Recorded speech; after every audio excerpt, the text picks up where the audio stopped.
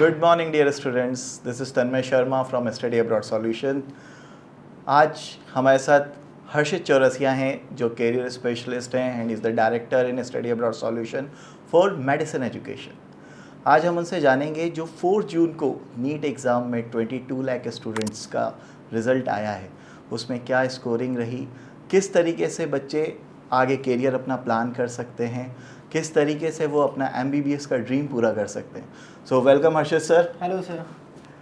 सो मेरा पहला क्वेश्चन है आपसे कि इस बार क्या क्वालिफाइंग रैंक रहा है, कितने बच्चे पास हुए हैं नीट एग्ज़ाम में? आपको जानकर बहुत खुशी हुई होगी कि करीब 13 लाख से ज़्यादा बच्चे इस साल नीट का एग्जामिनेशन क्वालिफाई कर चुके हैं. Wow, it's a big figure.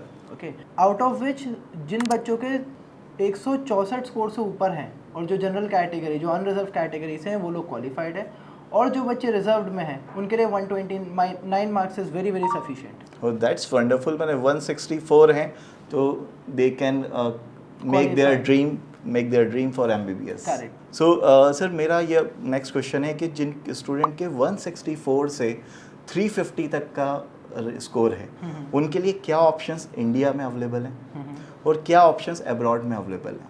Alright.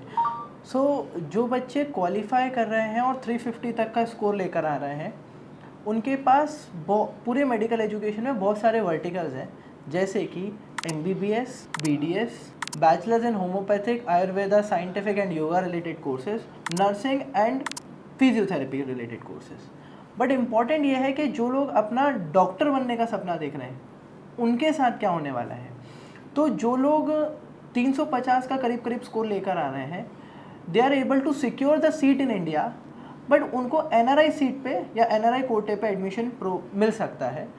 It is very hard to get a normal quota like general reservation और जनरल कैटेगरी पे किसी भी स्टेट काउंसलिंग में एडमिशन मिलता है.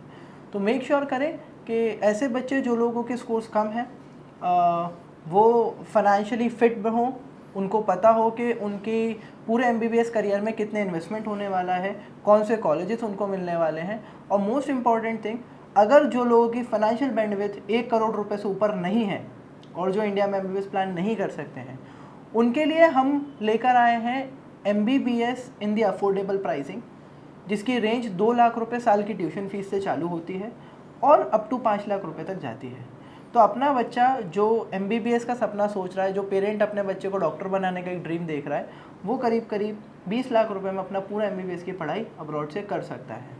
उसके लिए उसको सिर्फ नीट को क्वालिफाई करना ज़रूरी है. इससे उसके 350 या 200 या 400 स्कोर आने से कोई संबंध नहीं है.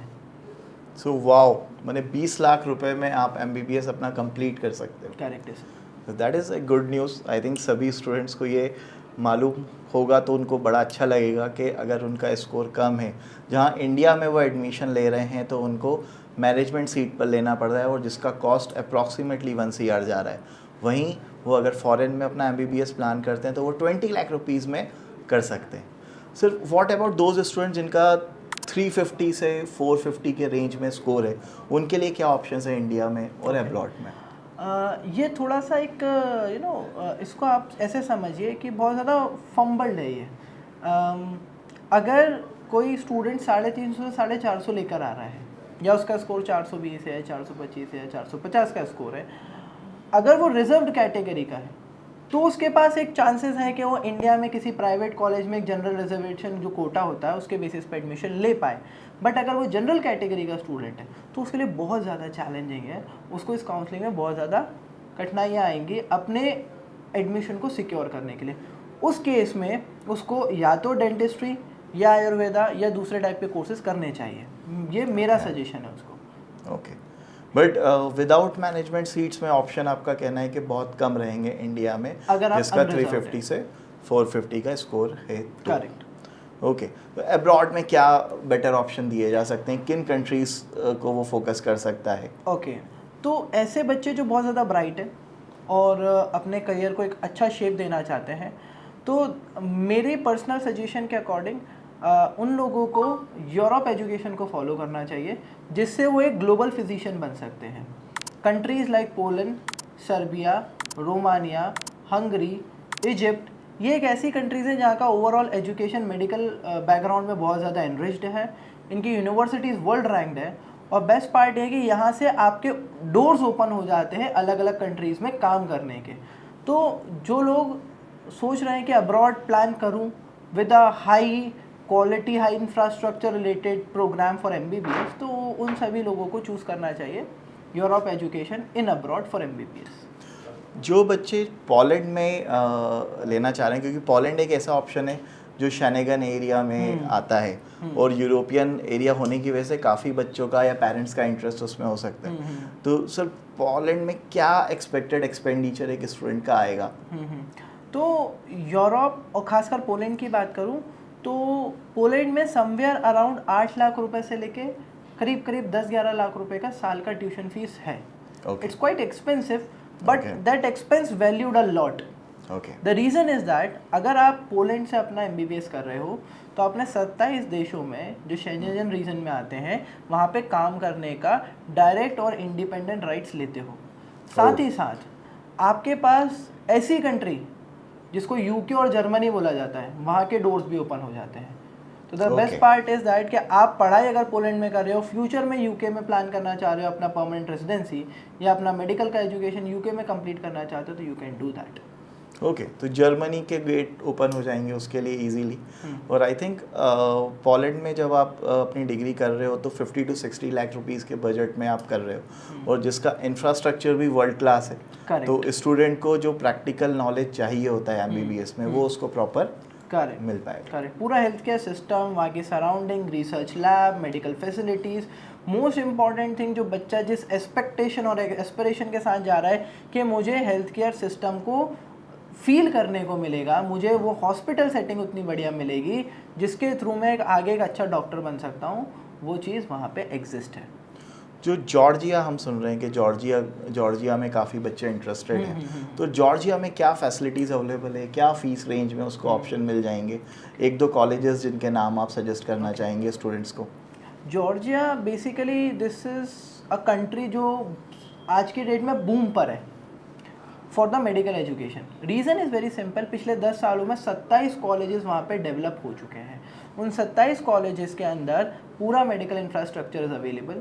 एक कंसेप्ट होता है that is called clinical case simulations, जहाँ बच्चा डायरेक्टली डमी डेड पेशेंट्स पे काम नहीं कर सके, उसको एक डमी पेशेंट पहले प्रोवाइड किया जाता है ताकि उसको वो पहले समझे, सीखे और फिर धीरे धीरे वो डेड पेशेंट्स पर जाए, ताकि उसको जो फोबिया है, जो ब्लड रिलेटेड फोबियाज होते हैं, वो दूर हो सकें।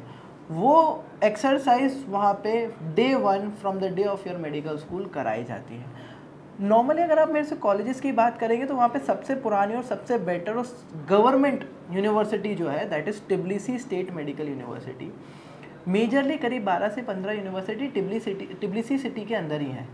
ओके, जहाँ पे बच्चा अपना जाके अपनी 6 साल की पढ़ाई कंप्लीट करके एक अच्छा खासा वेल इंफ्रास्ट्रक्चर रिलेटेड प्रोग्राम के साथ पढ़ाई करेगा। ठीक है, इसके अलावा 2 और सिटीज़ हैं वहाँ पे, जिसको एक को कुतैसी बोला जाता है और एक बातुमिशोता बोला जाता है। वहाँ पे लिमिटेड नंबर ऑफ यूनिवर्सिटीज़ हैं, बट वहाँ की यूनिवर्सिटी जैसे कुतैसी के अंदर आप जाएंगे तो एक यूनिवर्सिटी है दैट इज़ कुतैसी स्टेट यूनिवर्सिटी। बातुमिशोता में जाते हैं तो बातुमिशोता और रुस्तवेली यूनिवर्सिटी है। तो वो बहुत, दोनों यूनिवर्सिटी बहुत अच्छी यूनिवर्सिटी है, वहाँ पे आप अपना मेडिकल एजुकेशन कर सकते हैं। जो थोड़ा सा कंपेरेबली एक्सपेंसिव में कम है। Okay, thank you so much. And आप बताएंगे कि क्या ऑप्शंस हैं जिन इस बच्चों के 451 से 600 के बीच में नीट स्कोर आया है? ऑल राइट, तो 451 to 600 एक ऐसा रेंज हो जाता है जिसको ना तो हम फुल ग्रीन जोन बोलेंगे और ना ही हम रेड जोन बोलेंगे। Student did a very good examination, we can say that, but what happen this year is कि क्योंकि यहाँ का इस साल का एग्ज़ाम मॉडरेट रहा, इसके कारण बहुत सारे बच्चों के इस स्कोर के बीच में लैंड अप किए हुए हैं। तो 450 to 600 के बीच में उनके पास गवर्नमेंट, सेमी गवर्नमेंट और प्राइवेट कॉलेज की गवर्नमेंट सीट्स जो रिजर्व्ड 10% सीट्स होती है स्टेट्स के पास, उसमें एप्लीकेशन करने के चांसेस बने हुए हैं। ओके, हालांकि being a general category student हमारे पास एक और अपॉर्चुनिटी होती है जिसको बोला जाता है general EWS, economically weaker section. वो students with this score can also fight in Indian medical admission for the medical colleges. Okay, तो मेरा सजेशन है उन बच्चों को हमेशा अपना एक बैकअप ऑप्शन ले और सोचे कि मेरा डॉक्टर बनने का सपना मैं कैसे पूरा कर सकता हूँ, इंडिया को काउंसलिंग राउंड में जाएं, साथ ही साथ अब्रॉड का एक प्लान भी बना के चलें। ओके, तो आपका कहने का मतलब ये है कि उनके फेयर चांसेस हैं कि उनको एडमिशन मिल जाएगा, बट वो बैकअप ऑप्शन में लेकर चलें कि अगर उनको उनका इंडिया में ड्रीम गवर्नमेंट कॉलेज नहीं मिल रहा है तो वो फॉरेन में गवर्नमेंट कॉलेज में एडमिशन ले लें। करेक्ट। और जिन बच्चों के 600 प्लस स्कोर हैं उनकी क्या प्रोबेबिलिटी है कि इंडिया के गवर्नमेंट कॉलेजेस में एडमिशन ले लें? और क्या उनको भी एक बैकअप रखना चाहिए फॉरेन में गवर्नमेंट कॉलेजेस में? मेरे हिसाब से तो 600 से ऊपर वाला बच्चा एक बहुत ब्राइट स्टूडेंट कहलाता है, तो उसको एज सच कोई बैकअप ऑप्शंस होने नहीं चाहिए। He can simplified. इम्पॉर्टेंट ये है कि इंडिया का सिस्टम वो समझे, वो जाने कि काउंसलिंग होती कैसे है, ताकि उसको ये समझ आए कि कौन से कॉलेज कितने कट ऑफ में कौन से स्टेट पे मुझे एडमिशन दे सकते हैं। तो थोड़ा सा रिसर्च करें, समझें, जाने कौन से कॉलेज में उनके कितने स्कोर और कितनी रैंक पे एडमिशन लास्ट टाइम हुए थे, सो दैट वो अपनी रैंक को उसके अकॉर्डिंगली प्लान कर पाए। ठीक है, मेक श्योर दैट कि if you are sitting in MP, तो एक छोटा सा एग्जांपल मैं आपको दूँ तो MP में करीब 2100 सीट्स है गवर्नमेंट की। ओके, तो समझने वाली बात है कि ये 2100 सीट कैसे मिलेंगी, उसके लिए कितने स्कोर लगेंगे, ऑल इंडिया राउंड की कितनी काउंसलिंग में हो पाएगा, अगर नहीं हो पाएगा तो MP स्टेट के लोकल स्टेट काउंसलिंग में कितना होगा, अगर आपके पास डोमिसाइल है तो आपके पास एक एक्स्ट्रा एज है, अगर आप रिजर्व्ड कैटेगरी में हो तो आपके पास ये सेकंड एक्स्ट्रा एज है।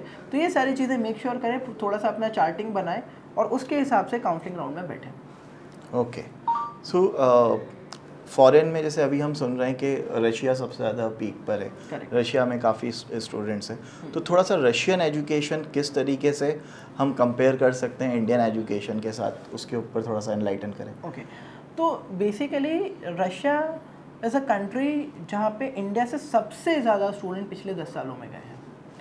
अगर आप पूछेंगे कि अब्रॉड में बच्चे जाते कितने हैं, तो ये करीब 12,000 से लेके 20,000 बच्चे अब्रॉड एजुकेशन के लिए जाते हैं। उसका करीब 50% बच्चा जो है वो अब्रॉड में रशिया ही जाता है। ओके, नाउ समझने वाली बात यह है कि वहाँ का एजुकेशन सिस्टम काम कैसे करता है। तो द वे हम लोग सब्जेक्ट्स, स्ट्रीम्स और परसेंटेज पे काम करते हैं, उनका एक वर्टिकल होराइजन होता है जिसमें वो लोग थ्योरेटिकल, प्रैक्टिकल और इंटरनल असेसमेंट का कॉम्बिनेशनल रिजल्ट्स देते हैं, जिसको बोला जाता है क्रेडिट्स। तो हमारे यहाँ हम लोग स्कोर्स को फाइनलाइजेशन मानते हैं कि अगर आपके 50% है तो आप पास हो, अगर आप 50% से कम हो तो आप अनक्वालिफाइड हो। करेक्ट। द सेम वे अगर आप रशिया में समझोगे कि मेरा फर्स्ट ईयर कैसे कंप्लीट होगा, तो first year is equivalent to 60 credits. अगर आपके 60 क्रेडिट्स हैं दैट मीन्स आपका 1 साल कंप्लीट है। इसी तरह 6 साल का कोर्स 360 क्रेडिट्स के अंदर कंप्लीट किया जाता है। और उस 360 क्रेडिट्स को कैलकुलेट करने का होराइजन आपका थ्योरेटिकल, प्रैक्टिकल और इंटरनल असेसमेंट तीनों पे बेस्ड है। तो आप किसी पेपर पे जज नहीं किए जाते हो, आपका ओवरऑल प्रोफाइल, आपका ओवरऑल हार्डशिप्स पिछले 1 साल से लेकर 6 साल के बीच में जो भी आपने किया, वो सारी चीज़ें मिलाकर आपका पासिंग रिजल्ट और आपका डिग्री बनाया जाता है। तो that is the best system which you will get it there. Wonderful, thank you so much Harshit sir. अगर हम इसको पूरे को सम अप करें तो जिन स्टूडेंट्स के 164 नीट स्कोर आए हैं वो क्वालिफाई कर गए, तो 164 से 350 वाले के पास या तो इंडिया में करना है तो उसके पास मैनेजमेंट सीट का ऑप्शन है, नहीं तो वो अब्रॉड में कर सकता है। NRI सीट्स या मैनेजमेंट सीट्स अप्रॉक्सीमेटली 1 CR की कॉस्ट कर रही है। वहीं अगर वो अब्रॉड के गवर्नमेंट कॉलेज में एडमिशन लेता है तो उसके पास 20 लाख रुपीज़ टोटल बजट में उसके पास मल्टीपल ऑप्शंस है। अगर स्टूडेंट का 351 से 450 के बीच का स्कोर है तो उसके पास अगर गवर्नमेंट कॉलेज में वो ट्राई करे, अगर उसको नहीं मिल रहा है तो प्लान B में वो अब्रॉड यूनिवर्सिटीज़ को भी कर सकता है। जिन स्टूडेंट्स का 451 to 600 है वो प्लान है इंडियन एजुकेशन सिस्टम को, इंडियन कॉलेजेस को, यूनिवर्सिटीज़ को ज़रूर से ट्राई करें। और प्लान B में वो अपने फॉरेन यूनिवर्सिटीज़ में भी एक एडमिशन सिक्योर करके रखे कि ताकि लास्ट मिनट अगर कुछ हज़ल होता है या काउंसलिंग में उसका नंबर नहीं आ पाता है ड्रीम कॉलेज को, तो वो फिर अब्रॉड में एडमिशन को परस्यू आगे कंटिन्यू करें। और जो 600 प्लस हैं उनके लिए हम यही बोलेंगे, all the best, keep trying, hopefully आप सभी को एडमिशन मिल जाएगा गवर्नमेंट कॉलेजेस में। और thank you so much Harshit sir for joining us. Thank you so much Thanks sir, a lot. Thank you. Okay.